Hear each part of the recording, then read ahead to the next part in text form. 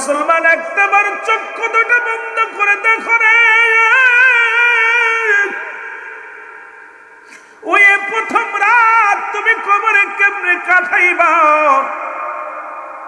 চক্ষু দুইটা বন্ধ করে দেখো, দুনিয়ার কেউ তোমার নয়। কত মানুষ তোমার পাশে বসে আছে, চক্ষু বন্ধ করে দেখো, অনুমান করো আশেপাশে কত মানুষ, ডানে বামে, ডানে বামে, সামনে পিছে কত মানুষ দেখা যায়। কিন্তু চক্ষু দুইটা বন্ধ করে দেখো, কাউকে দেখা যায় না। কবর এমনই একটা জায়গা যেখানে আপনাকে রেখে দিলে সব আপনার আশপাশ দিয়ে ঘুরবে, আপনি কাউকে দেখতে পারবেন না। সেই জায়গাটার নাম হলো কবর। জোরে জোরে চিল্লায় বলা যাবে না, ঠিক কিনা?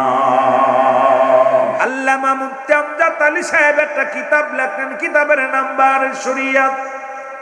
এই কিতাবের মধ্যে লিখতে যাইয়া ওই ব্যক্তি বললেন, দুনিয়ার মানুষ শোনো, মানুষ যখন ইন্তেকাল করে সাধারণত মৃত্যুবরণ করে, 70টা তাজা উটের গায়ের চামড়া জবাই না করিয়া উল্টো দিকে টান দিয়া লবণ আর মরিচ লাগা দিলে যতটুক যন্ত্রণা হয়, এর চাইতে 70 গুণ যন্ত্রণা হলো একটা সাধারণ মৃত্যু। এখন যারা মরণকালে পায়খানা করে দেয়, যারা মরণকালে প্রস্রাব করে দেয়, কত মানুষের জানাজা পড়লাম রে,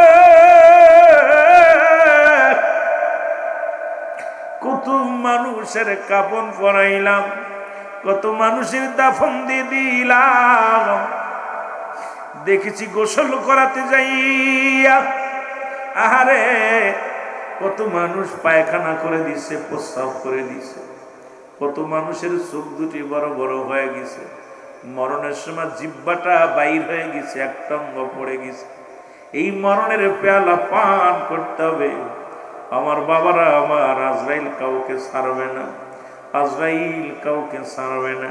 কত রাজা, কত এমপি, কত মন্ত্রী দুনিয়ার মধ্যে কতই না দাফট দেখাইল, কতই না সম্পদের বাহাদুরি করলো, কত মন্ত্রী অবৈধভাবে সম্পদ করলো, কত এমপি অবৈধভাবে সম্পদ করলো, কত চাকরিজীবী বাজান ঘুষ খাইয়া বাড়ি গাড়ি করলো, কত মুসলমান সরকারি চাকরিজীবীরা বেতন পায় 10,000, 50,000, মাসে সুদ খায় 2-4 লক্ষ টাকা সুদ খায়।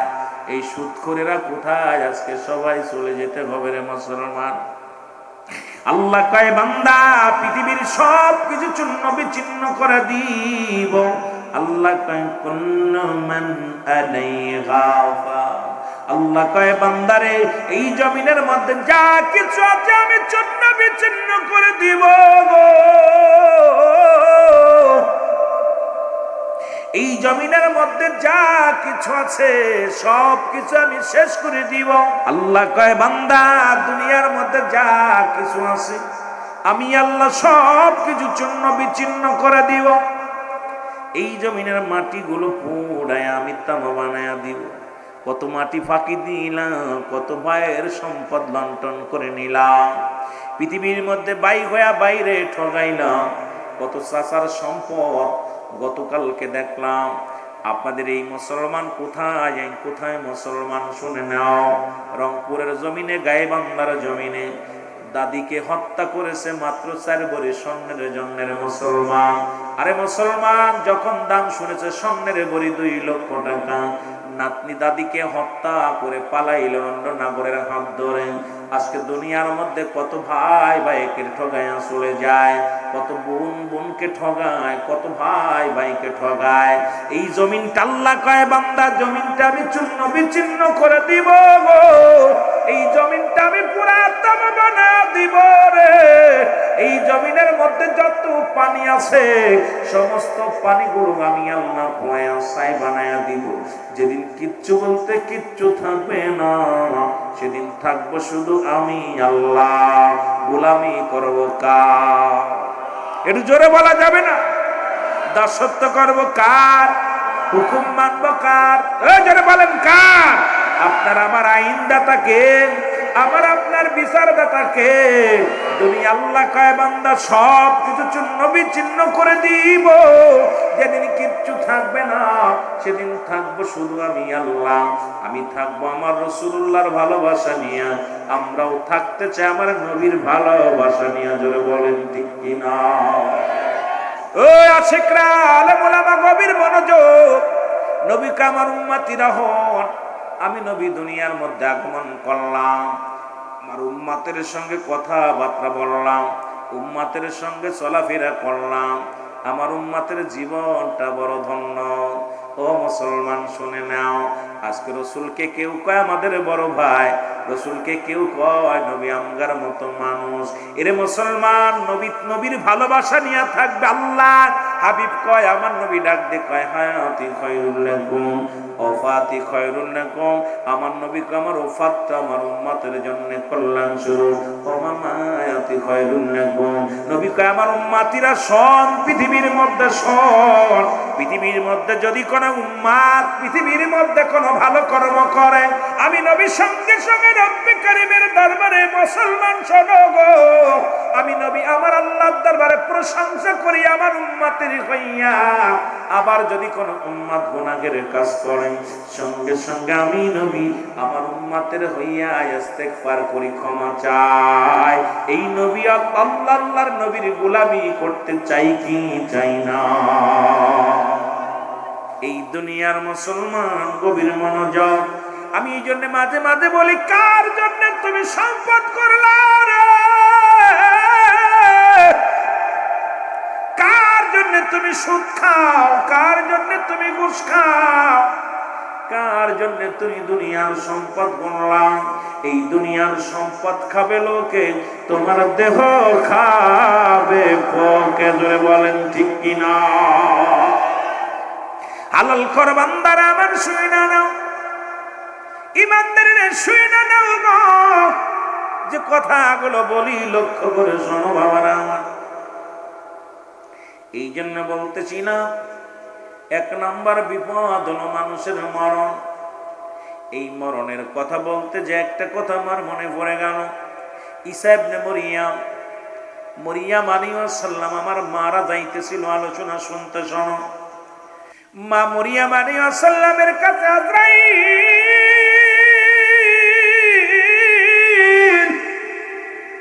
আজরাইল আগমন করে সালাম দেয়, আসসালামু আলাইকুম মরিয়াম।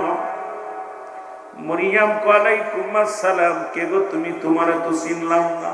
এরে আজরাইল ডাকতে বলে, মরিয়াম, একমাত্র ইমানদারের রূহটা বাইর করার জন্য জমিনের মধ্যে আমি আসি। পৃথিবীর মধ্যে বেঈমানদের রূহটা বাইর করে আমি এমন ভাবে উপর থেকে চিৎকার মারি, আমি এত বড় দানব, এই পৃথিবীর মধ্যে থাকে আমার পা মাথা থাকে আসমানে। সারা পৃথিবীর পানিগুলো, তাম পৃথিবীর পানিগুলো আমি আজরাইলের মাথার উপরে যদি দেওয়া হয়, এক ফোঁটা পানি জমিনের মধ্যে গড়ে পড়বে না। আমি এত বড় দানব, জোরে জোরে চিল্লা বলা যাবে না। আল্লাহু আকবার। মরিয়ম আলাইহিস সালাম ডাকতে বলে, আজরাইল রে, কি সমাচার? কিসের জন্য তুমি আমার কাছে আসছো? আজরাইল কয়, মরিয়ম রে, রব্বুল আলামিন আমারে পাঠাইছে। রব্বুল আলামিন আমাকে পাঠাইছে আপনার রূহটা নিয়ে যাওয়ার জন্য। আর বেশি সময় না, এখন বিদায় নিতে হবে। মা মরিয়ম ডাকতে বলে, আজরাইল রে, একটু সময় দাও আমারে, কারণ আমার আদরের দুলাল, আমার একমাত্র কলিজার টুকরা সন্তান আমার ঈসা আলাইহিস সালাম আমার জন্য ফল আনতে গেছে, একটু সময় দাও আমারে। আমার কলিজার টুকরা সন্তান যখন আসবে, তখন তাকে আমি দুইটা কথা বলার সুযোগ আমারে করে দাও। আজরাইল কয়, মরিয়ম, মরিয়ম, তুমি মৃত্যুকে এত ভয় পাও কেন? মালাকুল মউতকে কেন এত ভয় পাও? আমি তোমাকে সময় দিতে পারবো না। মরিয়ম, আজরাইল রে, আমি ভয় পাই না, মালাকুল মউত তোমাকে ভয় পায় না, কারণ মরণের পেয়ালা পান করতে হবে। আমার রব্বি কারীমের নৈকট্য লাভের জন্য মরণ আমার দরকার, মরণ আমার হতেই হবে। তবে একটু সময় দে রে আমার কলিজার টুকরা সন্তান,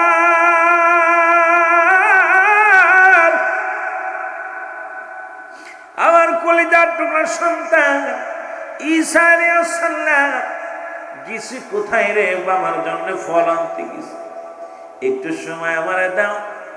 আজরাইল কয় না, সময় দেওয়া সম্ভব নয়।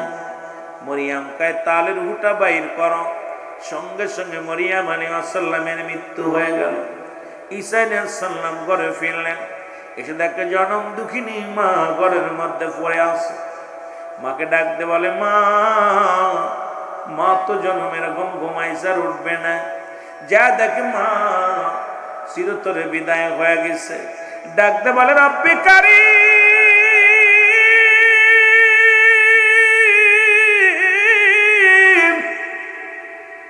তুমি আমার মাকে নিয়ে গেলা গো, তুমি আমার মাকে নিয়ে গেলা। আল্লাহ আমি কারিমা বলে ডাকবো, কে আমারে আদর করবে, কে আমারে বুঝ দিবে, কে মাথায় হাত বুলাবে? আমার মাকে তুমি নিয়ে গেলে রব্বি কারীম। তবে একটা আপনার কাছে একটা দাবি, আমার মা জননীর কাছে আমি জানতে চাই, যেহেতু আমি একজন নবী, আমার মা ছিল নবীর মা, সুতরাং জানতে চাই আজরাইল আলাইহিস সালাম আমার মায়ের লগে কি রূপ ব্যবহার করেছেন। জোরে জোরে চিল্লায় বলা যাবে না আল্লাহু আকবার। আজরাইল ডাকতে বলে, আসসালামু আলাইকুম নবী সাহেব, আপনি আমাকে তলব করেছেন, আপনার কদমে আমি হাজির। আল্লাহ নবী ঈসা ডাক দেখেন, আজরাইল আগে বলো তুমি আমার মার সনে কি রূপ ব্যবহার করেছো, আগে জানতে চাই। এবার মা জিন্দা হলো, মার সামনে আজরাইলকে বলে, আজরাইল আমার মা রূপটা তুমি কেমনে বাইর করেছো? বলে, আমার ঈসা নবী আপনি শোনেন, পৃথিবীর মধ্যে আমি সবার রূপ বাইর করার জন্য জমিনের মধ্যে আসি না, একমাত্র ইমানদার যাদের জন্য আল্লাহ রাব্বুল আলামিন জান্নাত তৈরি করে রাখছেন। আল্লাহ বলেন, ওয়াইদাতুনিল মুমিনিন, আল্লাহ কয় মুমিনদের জন্য, মুত্তাকিনদের জন্য আমি আল্লাহ প্রস্তুতি করে রাখলাম 8টা জান্নাত। জোরে জোরে বলো মারহাবা। আর একটু জোরে জোরে চিল্লায় বলা যাবে না আল্লাহু আকবার। এরে আল্লাহ নবী ঈসা আলাইহিস সালাম ডাকতে বলে, আজরাইল আগে বলো আমার মায়ের রূহটা কেমনে বাইর করলা?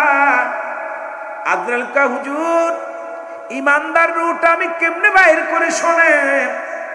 আটা গুলায়া খামির বানায়া, এই খামিরের মধ্যে যেমনি চুল ফলে, যেমনি অনাসে টান মারলে যেমন বাইর হয়ে যায়, একমাত্র ইমানদারদের রূহটা আমি এমন কায়দায় নি সে নিজে অনুভব করতে পারে না। এত আসান, এত আরামে, এত নরমাল ভাবে জানটা কবজ করা হয় ইমানদারের। আর ইমানদারের হুকুম ছাড়া নবী গো আমি ভিতরে প্রবেশ করি না। ইমানদারের কাছে এসে সালাম দেয় আজরাইল আলাইহিস সালাম। ইমানদার যারা জান্নাতি যারা সালাম দা, আসসালামু আলাইকুম মুসলমান শুনে নাও। আমিরুল হোসেন ভাই সালাম দিবে, ডাক দিয়ে বলবে, মুসলমান শুনে নাও। জব্বার প্রামাণিক শোনো, সালাম দিবে, আসসালামু আলাইকুম জব্বার প্রামাণিক, আমি আজরাইল, আমি আপনার রূহটা বাইর করার জন্য আসি। জব্বার প্রামাণিক বলবো, আলাইকুম আসসালাম। আজরাইল রে তুমি তো আমাকে নেওয়ার জন্য এসেছো, আমি যাব, প্রস্তুতি আছি। তবে আমি তোমার কাছে জানতে চাই তুমি আমার কোন জায়গা দিয়ে প্রবেশ করবা। ইমানদারের পাওয়ার কেমন, মুমিনের পাওয়ার কেমন আমাদের জানার দরকার। মুসলমান শুনে নাও। ডাকতে বলবে, জব্বার প্রামাণিক আমি তোমার পা দিয়ে প্রবেশ করো। পা বলবে, আজরাইল দাঁড়াও, আমার পা দিয়ে কোনোদিন আমি গানের প্যান্ডেলে যাই নাই, আমার এই পা দিয়ে কোনোদিন মদের প্যান্ডেলে যাই নাই, আমার এই পা দিয়ে কোনোদিন আমি সিনেমার হলের দিকে যাই নাই, আমার এই পা দিয়ে কোনোদিন পতিতালার দিকে যাই নাই, আমার পা দিয়া হেঁটে হেঁটে যখন মসজিদে মুয়াজ্জিন সেবা জান দিত, আমি স্বামীর সংসারে যতদিন ছিলাম স্বামীর কাজগুলো করতাম, আর পাগলের মতো আজান বলে আমি নামাজে দৌড়ায়া যাইতাম, আমি ওই মসজিদে হেঁটে হেঁটে নামাজে যাইতাম, কোরআন হাদিসের আলোচনা যেখানে হতো শুনলে আমি হেঁটে হেঁটে সেই ময়দানে যাইতাম। আমার পাতে তোমার ঢুকতে দিতে পারি না রে। এই ইমানদারেরা শোনো গো, আমার বাবারা, আমার দিলের কান্না লাগা শোনো। ডাকতে বলবে আজরাইল, ও জব্বার প্রমাণিক, তাহলে তোমার হাত দিয়ে ঢুকবো। হাত বলবে জব্বার প্রমাণিক, ডাকতে বলবে মুসলমান, হাত বলবে আজরাইল দাঁড়াও। আমার এই হাত দিয়ে কোনোদিন আমি মদের প্যান্ডেলের টাকা দিই নাই, আমার এই হাত দিয়ে কোনোদিন কাউকে আঘাত করি নাই, আমার এই হাত দিয়ে কোনোদিন বিড়ি সিগারেট ধরি নাই, আমার এই হাত দিয়ে কোনোদিন আমি পেন্সিল ধরি নাই, আমার এই হাত দিয়ে দুনিয়ার মধ্যে কোনোদিন অন্যায় কাজে আমি লিপ্ত হই নাই, আমার এই হাত দিয়ে আল্লাহর ঘরে দান করেছি, আমার এই হাত দিয়ে সত্যের আহ্বান করেছি, সুতরাং আমার হাত দিয়ে দিনের কাজ করেছি, এই হাতটা দিয়ে তোমার ঢুকতে দিতে পারি না। চলে যাবে বলবে আজরাইল, বলবে আমি এখন তাহলে যাব আপনার চোখ দিয়া। চোখ বলবে আজরাইল দাঁড়াও, ও আজরাইল দাঁড়াও, আমার এই চোখ দিয়া আমি আমার মা বাবারে দেখেছি, মায়ার নজরে দেখেছি রে, আমি উলামায়ে কেরামের সিয়ারা দেখেছি, এই চোখ দিয়া দুনিয়ার মধ্যে কোরআনুল কারীম দেখেছি, এই চোখ দিয়া দুনিয়ার কোন বাজে গানা মহিলা দেখি নাই, আমার এই মুখ দিয়ে আমার এই চোখ দিয়ে কোনদিন আমি ফাইসা বেহায়াপনা কোনো কিছু দেখি নাই, আমার চোখ দিয়ে তোমার ঢুকতে দিতে পারি না। চলে যাবে মুখের কাছে, মুখ বলবে আজরাইল দাঁড়াও, আমার এই মুখ দিয়ে কোনোদিন আমি পেন্সিল খাই নাই, গাঁজা খাই নাই, মদ খাই নাই, আমার মুখটা পবিত্র ছিল আজরাইল, আমার মুখ দিয়ে তোমার ঢুকতে দিতে পারি না। সমস্ত জায়গা থেকে যখন মাথার কাছে চলে যাবেন, মাথা বলবে আজরাইল দাঁড়াও, কারণ আমার মাথা দিয়ে তোমার ঢুকতে দিতে পারি না, এই মাথা দিয়ে আমি রব্বে কারিমের দরবারে সিজদায় লুটায়া পড়তাম, আমি সিজদা দুনিয়ার মধ্যে কারোর কাছে মাথা বিক্রি করি নাই, পৃথিবীর মধ্যে কোথাও মাথা নত করি নাই, একমাত্র রব্বে কারীম আমার আল্লাহ সন্তুষ্ট অর্জন করার জন্য মাথা নয়া নয়া বলতাম সুবহান রাব্বিল আলা, সুবহান রাব্বিল আলা। জোরে জোরে চিল্লা বলা যাবে না আল্লাহু আকবার, আরো জোরে জোরে চিল্লা বলা যাবে না মারহাবা। ও মন ঘুমায় না আরে,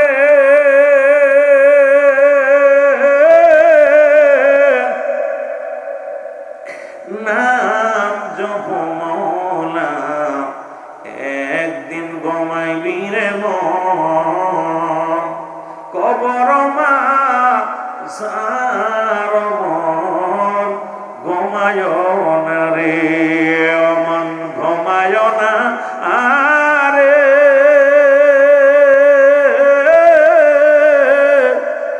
নাম জপ মওলা, একদিন ঘুমাইবি রে মন, কবর মা ঝারমন, ঘুমায় না রে। কিসের নিশায় কিসের আশা,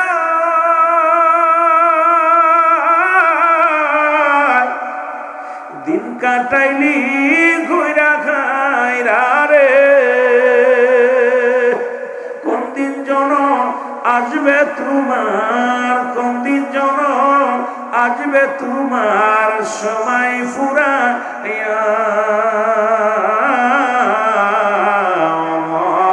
ঘুমায় না রে, বলো মন ঘুমায় না রে,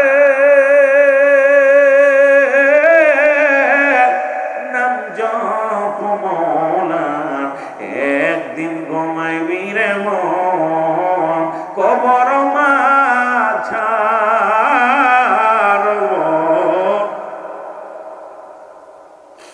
আপন কাপড় খুলে দিবে,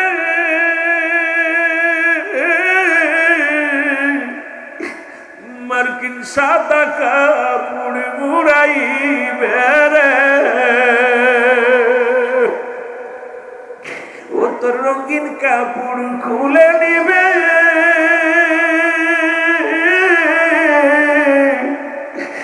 মার্কিন সাদা কাপড়ে উড়াইবে, কেউ রাখবে না তোমায় ঘরে সেদিন, কেউ রাখবে না তোমায় ঘরে সেদিন, সবাই দিবে বিদায় করিয়া। রে মন ঘুমায় না রে, অমন ঘুমায় না রে, নাম জপ মওলানা, একদিন ঘুমাইবি রে মন, কবর মা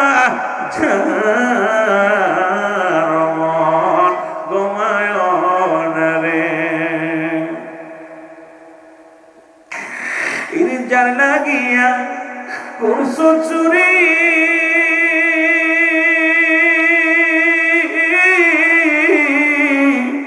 কেউ পাবে না বন্ধু সেদিন। আমল করো বেঁচে থাকতে, তুমি আমল করো বেঁচে থাকতে, করো সাধনা। রে মন ঘুমায় না রে, অমন ঘুমায় না রে,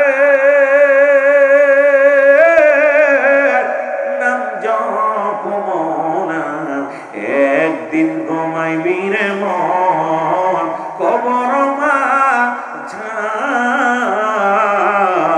মন ঘুমায় না রে। আল্লাহুম্মা।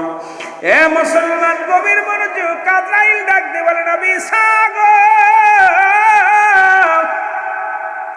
আমি আপনার মায়ের রূহটা অতি আসানে বাইর করেছি, আপনি শুধু মাথায় হাত বলিয়েছিলাম। মায়ের বুকে দুধ খাইতে খাইতে সন্তান যেমনি ঘুমায় যায়, আমি আপনার মার রূহটা এমনি বাইর করেছি। ঈসা আলাইহিস সালাম ডাক দিয়ে বলে, মা, ও আমার মা, আমি জানতে চাই গো মা, আপনার লগে আজরাইল কি রূপ ব্যবহার করেছে গো মা। ঈসা নবীর মা ডাক দে, কাজ না আমার বেটা শোন, ওরে পৃথিবীর মধ্যে তোরে জন্ম দিতে যত কষ্ট অনুভব করতে পেরেছিলাম রে বাবা, তোরে জন্ম দিতে যায় যত কষ্ট হয়েছে, তার চাইতে কত গুণ কত কষ্ট যে কত বেশি হয়েছে রে বাবা, তোরে আমি বুঝাইতে পারবো না। আমার মন বলল, আমি মরিয়ামের গায়ের চামড়াটা যেন টেনে কে যেন হিসড়ে ছিঁড়ে নিয়ে গেছে, আমার গায়ের মধ্যে যেন কেমন ঝালমরিচ লাগা দিছে। আমি এত কষ্ট অনুভব করেছি রে আমার বেটা। ঈসা আলাইহিস সালাম ডাক দে, কয় মারিয়াম, আমার মা, আজরাইল বলল, আপনার মৃত্যুটা সবচাইতে সব মৃত্যু হয়েছে। এই মৃত্যু যদি এত সহজ এত কঠিন হয়, যারা মৃত্যুকালে পায়খানা করে দেয়, যারা মৃত্যুকালে প্রস্রাব করে দেয়, ওরে মুসলমান, কত মানুষ আগে বললাম, এই জায়গা কত মানুষের জানাজা হয়, আজকে কত মানুষের জানাজা মসজিদ মাঠে হয়, এখানে হয়, জানাজার নামাজ আদায় করা হয়, কত মানুষের বিদায় করে দেওয়া হয় গো। আরে কখন যেন কে পৃথিবীর মধ্যে মারা যাবে। ঈসা আলাইহিস সালাম যাইতেছিল কবরের পাশ দিয়ে মুসলমান, হঠাৎ করে কবর থেকে এক লোক উত্তোলন করলেন, জাগতে বলে, আয় বাবা, তুমি কতদিন কবরে শুয়ে আছো? আমি 50,000 বছর বা 500 বছর কবরে শুয়ে আছি। কয়, তুমি কবরের মধ্যে জান্নাতি না জাহান্নামী? কয়, রব্বুল আলামিন 8টা জান্নাতের নিয়ামত আমারে দান করেছে, আমি ইন্তেকালের পরে থেকে জান্নাতের ঘিরান, জান্নাতের নিয়ামত গুলো ভোগ করি। ডাকতে কয়, পৃথিবীর মধ্যে তোমার যে মৃত্যুবরণ, মৃত্যুকালে কি কষ্ট হয়েছিল? ওই লোকটা বলে, নবী ঈসা রে, আমি এই 500 বছর আগে ইন্তেকাল করেছি, এখনো আমার মৃত্যু যন্ত্রণা গা থেকে যাই নাই। এই মরণের পেয়ালা পান করতে হবে, তারপরে কেন আপনি সুদ খান? তারপরে আপনি কেন ঘুষ খান? তারপরে কেন আপনি জিনা ব্যভিচার করেন? তারপরে কেন আপনি মানুষকে ঠকান গো? এই পৃথিবী যদি চিরস্থায়ী না হয়, এই ক্ষণস্থায়ী পৃথিবীর জন্য কতই না দুই নাম্বারি করলাম, কতই না দুনিয়ার মধ্যে রং তামাশা করলাম, কতই না রং তামাশার মধ্যে মেজে রইলাম। আমি আপনাদের অনুরোধ করে যাব, যেহেতু দুনিয়া আপনার নয়, এই নিষ্ঠুর পৃথিবী শুধু ভোগ করতে জানে, ছাড়তে জানে না। পচা গলা গাঁজাখোর, মদখোর, নারীখোর যে আছে সবাইকে ভোগ করবে নিষ্ঠুর পৃথিবী। এই নিষ্ঠুর পৃথিবীর কাউকে ছাড়বে না, ভালোটাকে ছাড়বে না, মন্দটাকেও ছাড়বে না।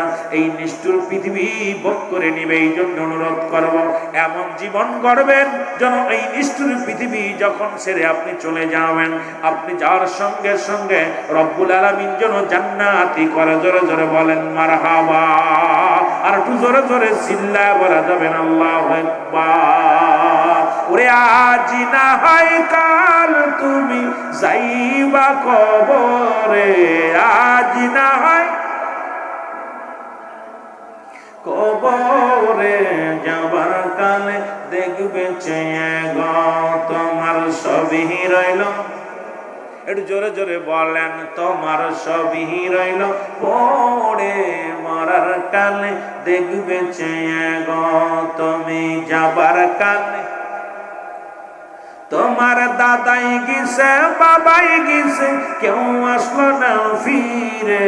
দাদাই গেছে, বাবাই গেছে, কেউ আসলো না ফিরে। তোমার তো যাইতে হবে রে বাইরে, তোমার তো যাইতে হবে রে। এ দুনিয়ার মুসলমানে মরণের ভয় যাদের অন্তরে, এই মরণকে নিয়েও এখন টিকটক করা শুরু করেছে।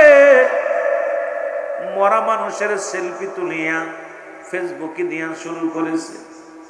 দাদা মরা মানুষের, মরা দাদা দাড়ি ধরে সেলফি তোলা শুরু করেছে। কবরে নামাইয়া সেলফি তোলা শুরু করেছে মুসলমান। এই কবরের চিন্তা যদি একবার অন্তরের ভিতরে আসতো, আপনার আমার অন্তরে মুসলমান, জীবনে কোনোদিন আপনি অন্যায় কাজে পা বানাইতেন না। ওরে এক নাম্বার বিপদ হলো মানুষের মরণ, দুই নাম্বার বিপদ হলো কবর।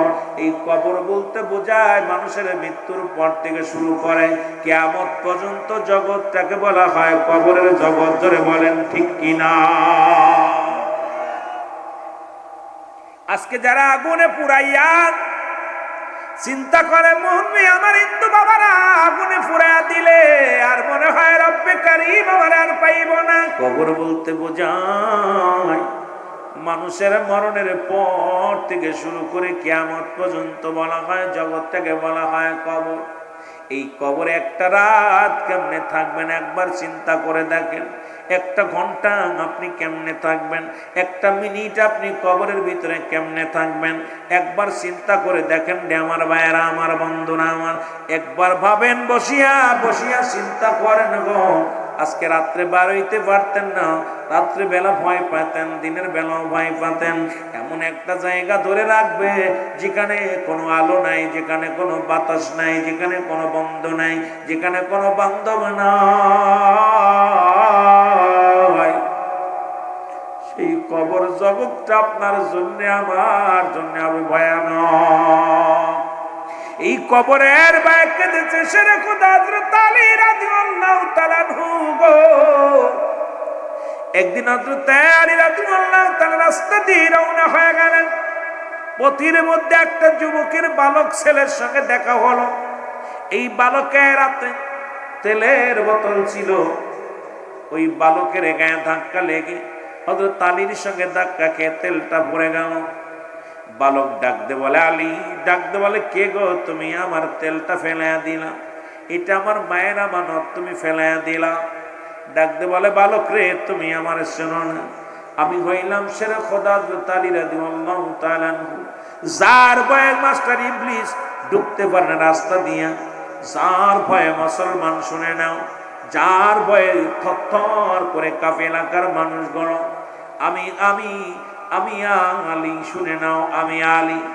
ডাকতে বলে বালক, ডাকতে বলে, আলী রে তুমি যে কোনো মস্তান হও না, যাই হও না কেন, আমি আমার তেলটা চাই।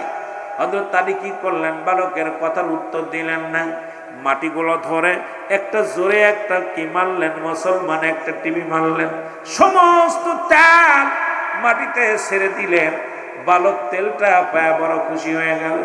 বালকটা তেল নিয়ে রওনা দেয়। এবার বালকটা খুশি হয়ে রওনা দিছেন, পিছন থেকে মাটি ডাক দেয় আলী, ডাক দে বলে আলী, একবার নয় দুবার নয় তিনবার ডাক দে বলে আলী, ও আলী।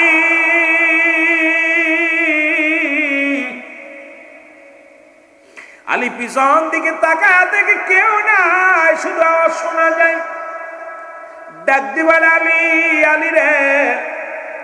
হযরত আলী রাদিয়াল্লাহু তাআলা আবার পিছন দিকে তাকাইলেন, একবার নয় দুবার নয় তিনবার তাকালেন, কোনো মানুষ দেখতে পারলেন না।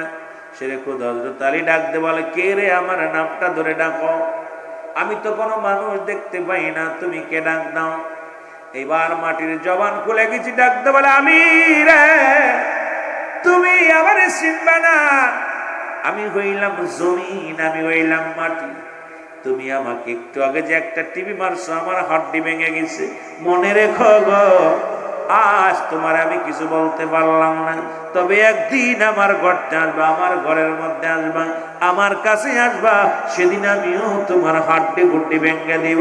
জোরে জোরে চিল্লায়া বলা যাবে না আল্লাহু আকবার। হযরত আলী কাঁদতে কাঁদতে রওনা হয়ে গেলেন। একদিন ঈদুল আযহা ঈদুল ফিতরের নামাজ আদায় করে রাসূলুল্লাহ সাহাবীদেরকে নিয়ে আলোচনা করতেছিলেন। নবী বললেন, আমার আলী কই? আলীরে তো দেখতে পাই না। সাহাবীরা বলে, হুজুর, আলী কাঁদতে কাঁদতে রওনা দিছে, নবীগণ দৌড়ে আসলেন ঘরের ভিতরে। আমার নবীজি বলে, আলী দেখে ঘরের মধ্যে কান্নার আওয়াজ শুনতে পায়। রাসূলুল্লাহ ডাকতে বলে, আলী তুমি কেন কাঁদো? আলী বলে, ইয়া রাসূলুল্লাহ, ইয়া হাবিবাল্লাহ, আমি কান্দি কবরের ভয়ে কান্দি। নবী বলেন, আলী রে, আমি নবী তো 10 জন সাহাবীর নাম ঘোষণা করেছি জান্নাতি বলে, তার মধ্যে 4 নম্বরে তুমি। আবু বকর ফিল জান্নাতি, উমর ফিল জান্নাতি, উসমান ফিল জান্নাতি। ও আলী, তুমি 4 নম্বরে আমি জান্নাত ঘোষণা করলাম, তারপর কেন তুমি কান্দো? আমি আমার আল্লাহ জানিয়ে দিছে 10 জন সাহাবীর নাম আমি দুনিয়া থেকে জান্নাতি বলে ঘোষণা করে দিয়েছি। আলী, আলী রে, তারপর তুমি কেন কান্দো? আলী বলে, ইয়া রাসূলুল্লাহ, ইয়া হাবিবাল্লাহ, নবী গো, আমি কেন কাঁদছি আপনারে বলি, নবী গো, আপনি আমাকে জান্নাতের সার্টিফিকেট দিয়েছেন, কিন্তু ওই কবর আমারে ছাড়বে না। ইয়া রাসূলুল্লাহ, ইয়া হাবিবাল্লাহ, ওই মাটি আমার একদিন মাটির সঙ্গে বেয়াদবি হয়ে যায়, মাটিরে আমি চাপ দিয়েছিলাম, ওই মাটি আমার জবান দিয়ে বলেছিল, আলীর একদিন আমার ভিতরে আসবে, আমি তোমারে দেখবো। ইয়া রাসূলুল্লাহ, না জানি কখন মারা যায় রে, কখন দুনিয়ার মাঝের অন্ধকার কবরে চলে যায়, নবী গো। ও মায়ের নবী, যদিও আপনি জান্নাতের সুসংবাদ দিছেন, কিন্তু এই জাহান্নামে, কিন্তু নবী গো, ওই কবরে যেদিন শোয়া দিবে, কবরে আমার সাথে কি রূপ ব্যবহার করবে, ভয় আমি কাঁদছি। আমার আলী, আমার নবী তাকায় দেখে রে, আলীর চোখ দিয়ে দর দর করে পানি ছেড়ে কাঁদছে। রাসূলুল্লাহ আলীর জন্য দোয়া করে, জমিন কয়, ইয়া রাসূলুল্লাহ, ইয়া হাবিবাল্লাহ, এই 1 বছর আলীর চোখে পানি পড়ছে, 1 বছর আলী রাত্রে ঘুমায় না। রাত যখন নির্জন হয়ে যায়, ওই নিরালায় বইয়া বইয়া কান্দে, আল্লাহ তুমি আমারে ক্ষমা করে দাও, আল্লাহ আমি মাটি যেন আমারে চাপ না দেয়। ওরে যুবক বন্ধুরা, শুনে নাও, নবীর সাহাবীরা যদি কবরের চিন্তা করেন, ও মুসলমান, নবীগণ যদি কবরের চিন্তা করেন, আমি গুনাহগার, আমি পাপী মানুষ, আমার ভিতরে কেন কবরের চিন্তা আসে না? ওই কবরের চিন্তা কেন আমার অন্তরের ভিতরে আসে না? ওই কবর আমারে রাখবে দূরে, ওই অন্ধকার কবর কে পাহারা দিবে? অন্ধকার কবরে আমি কেমনে থাকবো? যে কবরে থাকবে সাপ বিচ্ছু, যে কবরে থাকবে আগুন, যে কবরে থাকবে ভয়ঙ্কর বিষাক্ত জন্তুগুলো, এই কবরটা আমি কেমনে ঘুমায় বলে মুসলমান? এই জন্য হযরত আলী যখন কাঁদতেছিল, রব্বুল আলামিন আলামিনের কাছে আমার নবী যে দোয়া করলেন, রব্বুল আলামিনের কাছে প্রার্থনা করার পর জমিনের ভিতর থেকে আওয়াজ শুনতে পারি রে, তুমি একটা বছর কান্না করেছো আমার ভয়ে, আমার ভিতরে আসলে তোমার সঙ্গে তুমি ব্যবহার করবে এই ভয়ে। আলী রে, তোমার চোখের পানি জমিনের মধ্যে পড়ছে, আমরা জমিন তোমারে ক্ষমা করে দিছি। জোরে বলে যাবে না সুবহানাল্লাহ? আয়ের জোরে জোরে চিল্লায় বলেন আল্লাহু আকবার। এর প্রেম যদি করবি রে মন, বলেন প্রেম যদি করবি রে মন, ওরে সব ছেড়ে চল মদিনায়, তোরা সব ছেড়ে মদিনায়। আমার দয়াল নবী যেই দেশে ঘুমায়, আমার মায়ার নবী, জোরে জোরে বলেন আমার দয়াল নবী যেই দেশে ঘুমায়, আমার জিন্দা নবী। ও তোরা দেখলে সবই পাগল হবি, দেখলে সবই পাগল হবি, কাঁদবি বসে নিরালায়। আমার দয়াল নবী যেই দেশে ঘুমায়, আমার মায়ার নবী। একটু জোরে জোরে বলেন আমার দয়াল নবী যেই দেশে ঘুমায়, রে প্রেম যদি করবি রে মন, বলেন প্রেম ওরে সব ছেড়ে চল মদিনায়, তোরা সব ছেড়ে চল মদিনায়। আমার দয়াল নবী যেই দেশে ঘুমায়, আমার মায়ার নবী। এ দুনিয়ার মুসলমান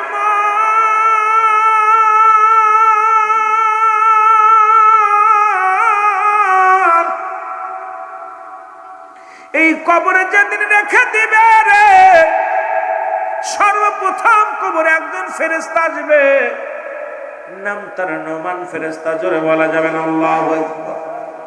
নাম কি? নোমান ফেরেশতা। আমরা মনে করি কবরে শোয়াইলে মনকার নেকির ফেরেশতাই বলে মুসলমান। মনকার নেকির আসার আগে একজন ফেরেশতা আসবে, তার নাম হলো নোমান ফেরেশতা। এই নোমান ফেরেশতা ডাক দিয়ে বলবে মুসলমান, ডাক দিয়ে উঠাইবে, বলবে বান্দা ওঠো। বান্দা উঠবে রে বাবা, উঠিয়া এবার উঠাইবে যেমন স্বপ্নের মধ্যে দেখবেন পুলিশে দাবড় দেয়। মুসলমান আমরা কি করি? চোরে দাবড় দেয়, ডাকাতি দাবড় দেয়, সন্ত্রাসী দাবড় দেয়। কবর জগৎটা কিন্তু এইভাবে হবে রে মুসলমান, শুনে নাও। আর কবরে কোনো সকাল আর বিকেল নাই, সকাল আর রাত আর দুপুর নাই। কবর হলো শুরু, হলো কিয়ামত পর্যন্ত শেষ। এই দিন পর্যন্ত আপনাকে কবর জগতে থাকতে হবে রে বাবারা আমার। এবার নোমান ফেরেশতা ডাক দিয়ে মুসলমান, দু হাত, এক হাতের মধ্যে দুখানা কাগজ থাকবে। এই কাগজের মধ্যে এক হাতে এক কাগজেরই থাকবে নেকামল, আর একটা কাগজের থাকবে বদামল। ডাক দিয়ে বলবে জব্বার মিয়া ওঠো। আব্দুল জব্বার সাহেব উঠে দাঁড়াইবে। মুসলমান শুনে নাও। এবারে ডাক দিয়ে বলবে আমার বাবারা, ইউসুফ সাহেব ওঠো। ডাক দিয়ে বলবে রুহুল আমিন সাহেব ওঠো, মৌলানা সাদিক সাহেব ওঠো, মুসলমান আমিরুল ইসলাম ওঠো। এইরকম নাম ধরে ডাক দিবে না। মুসলমান উঠে বলো, উঠবে। উঠানো অপর হাতের ভিতরে কাগজটা দিবে, দিয়া দেখবে কাগজটার মধ্যে দুনিয়ার কত রাকাত নামাজ পড়েছে, কত ভালো কাজ করেছে, দুনিয়ার জিন্দেগিতে কোথায় দান ধ্যান করেছে, কোথায় ভালো মন্দ কাজ করেছে। দেখা বান্দা বলো আনন্দিত হয়ে যাবেন। ডাকতে বলে বান্দা লেখো।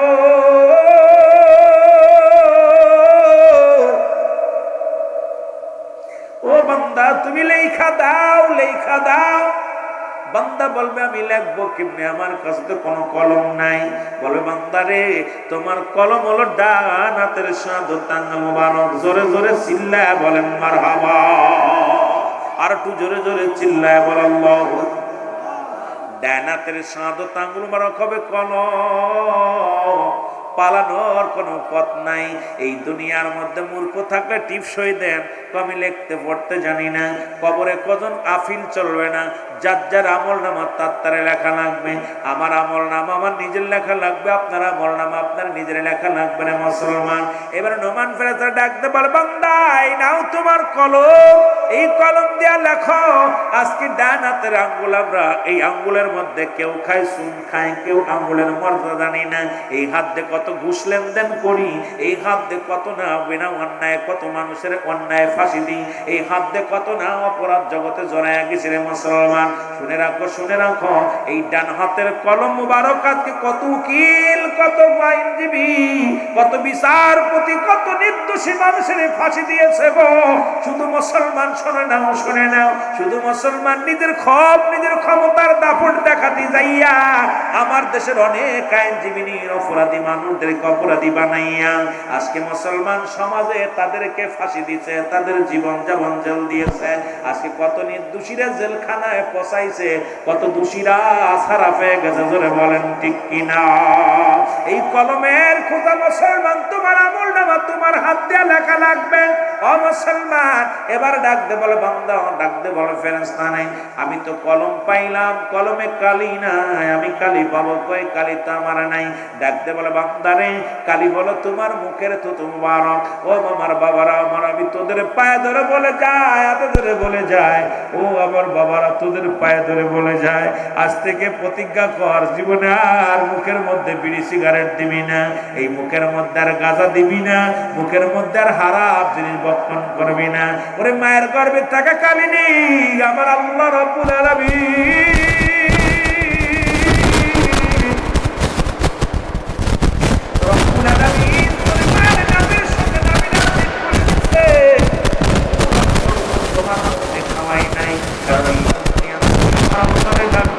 এই মুখ দিয়ে কুরআনুল কারীম পড়বা, এই মুখ দিয়ে তুমি নবীর দুরূদ পড়বা, এই মুখ দিয়া তুমি মুসলমান শুনে নাও সত্যের স্লোগান দিবা। এই মুখটা দিয়া আল্লাহ রাব্বুল আলামিন তোমাকে হারাম জিনিস ভক্ষণ করার নাই, নাপাক পানি খাওয়ার নাই, দুনিয়ার মধ্যে কুরক্ত খাওয়ার নাই। এই মুখটার রব্বুল আলামিন পবিত্র রাখছেন। অনুরোধ করে যে আপনাদের কাছে আজ থেকে প্রতিজ্ঞা করবা, যা এই মুখটার মধ্যে আর বিড়ি টান দিস না, গাঁজার টান দিস না, এই মুখটার মধ্যে আর ইয়াবা লাগাস না, এই মুখ দিয়ে ফাইসা কথা বলিস না, মুখ দিয়ে খারাপ কথা বলিস না, মুখ দিয়ে কারুরে গালি দিস না। এই মুখটারে পবিত্র রাখার দরকার আছে কি না? ও যুবক, দিলের কান্ডা লাগা শোনে না। এই জন্য আমি আপনাদেরকে যুবক ভাইদের বলে যাই, শুরু থেকে আমাকে একটা সাবজেক্ট দিয়েছে আমার ভাই, ওদিকে আমি আলোচনায় যাব। যাওয়ার আগে কিছু কথা আমি আপনাদেরকে বলে যাব। আজকে সমাজ, আজকে জাতি নষ্টের মূল কারণ হলো আমরা গুণাগুণ দেখি না। পৃথিবীর মধ্যে আজকে রূপ দেখিয়া পাগল হয়ে যায়। এর জন্য চারিদিকে পাপ, চারিদিকে অন্যায়ের মুসলমান। যে কথা বলতেছিলাম, এত কবিরা গুনাহগুলো মাফের দরকার আছে কি না? জোরে বলেন আছে কি না? আল্লামা কুতুবী রাহমাতুল্লাহ বয়ান করে, দুনিয়ার মানুষ শোনো করে, যদি কোনো বান্দা আসমান থেকে জমিন পর্যন্ত খালি জায়গা গোনা করতে করতে পরিপূর্ণ করে ফেলেছে, বান্দা যখন কবরের ভয়ে, জাহান্নামের ভয়ে, বান্দা যখন চোখের পানিগুলো ফেলে খাস তওবা করবে, কারণ কিয়ামত পর্যন্ত আর নবীদের দরজা বন্ধ হয়ে গেছে, নবীরা আসবে না। কিয়ামত পর্যন্ত তওবার দরজা খোলা। ও মুসলমান শুনে নাও, বান্দা যখন জাহান্নামের কথা, কবরের কথা চিন্তা করে খাস তওবা করবে, সঙ্গে সঙ্গে জীবনের গুনাহগুলো আল্লাহ মাফ করে দিবে। জোরে বলেন মারহাবা। আমি পাপী অপরাধী, মওলা তোমার দয়া সাই। বলেন আমি পাপী অপরাধী, মওলা তোমার দয়া। এ দুনিয়ার মুসলমান,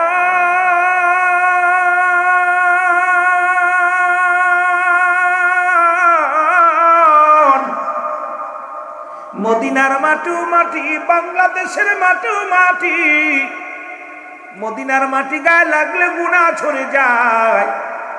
বাংলাদেশের মাটি গায়ে লাগলে চুলকানি রোগ হয়, ঠিক কিনা? কতক্ষণ ঠিক কিনা? মদিনা শরীফের মাটি সঙ্গে শুয়ে আছে, লেগে আছে আমার নবী রাহমাতুল লিল আলামিন, যার খাতিরে মাটির দাম বেড়ে গেছে। বাংলাদেশের মাটিতে নবী নাই, নবী নাই, এই জন্য এই মাটির এত দাম নয়। জোরে বলেন ঠিক কিনা? ও যুবক বন্ধুরা, আমার দিলের কান্ডা লাগান শোনো, মদিনা শরীফে অখণ্ড পাথর আছে, যার মধ্যে চুমা দিলে জীবনের গুনাহ মাফ হয়ে যায়। বাংলাদেশের পাথরের মধ্যে চুমা দিলে প্রস্রাবের গন্ধ পাওয়া যায়, প্রস্রাবের গন্ধ পাওয়া যায়। ও মুসলমান, পাথরেও পাথরে বেশ কম আছে, মাটিতেও মাটিতে বেশ কম আছে। মদিনার মাটিও মাটি, বাংলাদেশের মাটিও মাটি। মদিনার পাথরও পাথর, বাংলাদেশের পাথরও পাথর। তদ্রুপ আজকে জান্নাতের বাগান, রিয়াজুল জান্নাহ বেহেশতের বাগান, এই বাগানের দাম বাড়ছে কুরআনের খাতিরে, এই বাগানের দাম বাড়ছে উলামায়ে কেরামের খাতিরে, এই বাগানের দাম বাড়ছে আমার দয়াল নবীর খাতিরে। রিয়াজুল জান্নাহ বেহেশতের বাগান, আগে হলো বেহেশত, তারপর হলো বাগান। এই বাগানটা মুসলমান দুনিয়ার মধ্যে সর্বোত্তম একটা জায়গা। আজকে এই জান্নাতি মানুষগুলো জান্নাতি পিপাসিত হইয়া এই জান্নাত খানা করে ধরছে।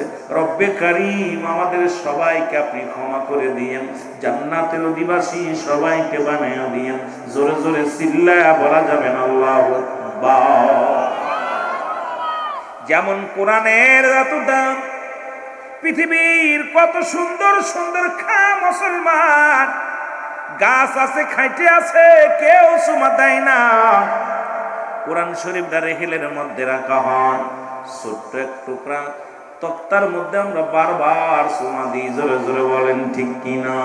ওই দাম বাড়ছে, ওই কাঠ টুকরার দাম বাড়ছে কোরআনের খাতিরে, আজকের ময়দানের দাম বাড়ছে জান্নাতি মানুষের খাতিরে, কোরআনের খাতিরে। সুতরাং এই বাগানের মর্যাদা অনেক। এই বাগানের দিকে রওনা দিলে সগীরা গুনাহ মাফ। এখানে বইয়া যদি কোনো বান্দা কবরের চিন্তা করে, পৃথিবীর মধ্যে মরণের চিন্তা করে, খাস তওবা করে, রব্বুল আলামিন বান্দার জীবনের কবিরা গুনাহগুলো মাফ করে দেয়। জোরে বলেন মারহাবা। এখন মুসলমান মানুষের মৃত্যু হয় দুইটা টাইমে, একটা হলো রাতের বেলা, একটা হলো দিনের বেলা গো। মানুষের মৃত্যু হয় দুইটা টাইমে, একটা হলো রাতের বেলা, একটা হলো দিনের বেলা। দিন শুরু করেছে আমার আল্লাহ নামাজ দিয়া, রাতও শুরু করেছে আমার আল্লাহ নামাজ দিয়া। আমার আগের বক্তা আজকে মুসলিম ইমাম সাহেব দেখলাম কয়টা জিনিস আলোচনা করলো, নবীর কাছে কয়টা জিনিস প্রিয়। ওরে মুসলমান, আমি আলোচনার মুহূর্তে আমি এসে গেছিলাম এই ময়দানে। রাসূলুল্লাহর কাছে এক নাম্বার প্রিয় ছিল নামাজ। আল্লাহ রাব্বুল আলামিন নামাজকে কত গুরুত্ব দিয়েছে, ভালোবাসে, কারণ নবীজি নামাজ আদায় করেছে, নবীর সাহাবীরা সালাত আদায় করেছে, নবীর উম্মতিরা সালাত আদায় করবে। এই জন্য দিন শুরু করলো আল্লাহ নামাজ দিয়া, রাতও শুরু করলো আল্লাহ নামাজ দিয়া। দিনের শুরু হলো ফজর, বান্দা ফজরে 2 রাকাত সুন্নাত নামাজ তুমি আদায় করলা, সঙ্গে সঙ্গে তুমি হয়ে গেলা আমার রাসূলের প্রেমিক। বলো আমরা নবীরে ভালোবাসি। ও মুসলমান, ফজর উঠতে ঘুম ভাঙে নাই, ফজরে ঘুমায় আসো। তোরা মুসলমান ফজরের ঘুম হয় নাই, 8টা পর্যন্ত 10টা পর্যন্ত বিছনায় ঘুমায় আসো, অথচ নবীরে ভালোবাসো, মুখ দিয়া বলো সুন্নাত আদায় করো নাই। এবার 2 রাকাত ফরজ নামাজ তুমি আদায় করলা, সঙ্গে সঙ্গে তুমি হয়ে গেলে আমার আল্লাহর গোলাম। এখন যদি দিনের মধ্যে তোমার মরণ হয়, তোমার মরণটা হবে আমার নবীর প্রেমিক আল্লাহর গোলাম। জোরে বলেন মারহাবা। এবার রাত শুরু করছে আমার আল্লাহ নামাজ দিয়া। রাতের শুরু হলো মাগরিব, 3 রাকাত ফরজ নামাজ তুমি আদায় করলা, তুমি হয়ে গেলে আমার আল্লাহর গোলাম। এবার 2 রাকাত সুন্নাত নামাজ তুমি আদায় করলা, সঙ্গে সঙ্গে তুমি হয়ে গেলে আমার নবীর প্রেমিক। এখন নামাজের কাছে খোঁজ নাই, সুন্নাত নাই, ফরজ নাই, না পাইলা নবী, না পাইলা রব্বে কারীম, তুমি কেমন মুসলমান আমার বুঝি আসে না। জোরে জোরে চিল্লায় বলো ঠিক কিনা? এই জন্য আমি শুরুতেই বললাম পৃথিবীর মধ্যে আসার একটা সিরিয়াল আছে গো, যার কোনো সিরিয়াল নাই। কারণ কে কখন চলে যাবে মুসলমান কেউ বলতে পারি না। মানুষের তিনটা বিপদ।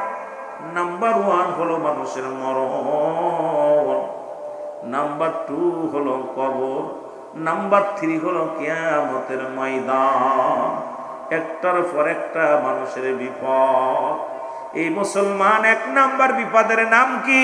পৃথিবীর সব রোগের ওষুধ পাইলা, করোনা রোগের ভ্যাকসিন পাইলা, কলেরা রোগের ওষুধ পাইলা, ক্যান্সার রোগের ওষুধ পাইলা, কিন্তু এমন একটা রোগ যেটা মরণ।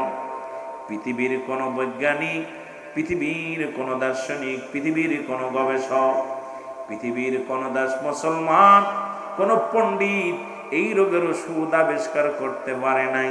কারণ যার জন্ম আছে তার মৃত্যু আছে, একমাত্র মৃত্যু নাই আমার স্রষ্টার, সৃষ্টির মৃত্যু আছে। জোরে জোরে চিল্লায় বলেন ঠিক কিনা?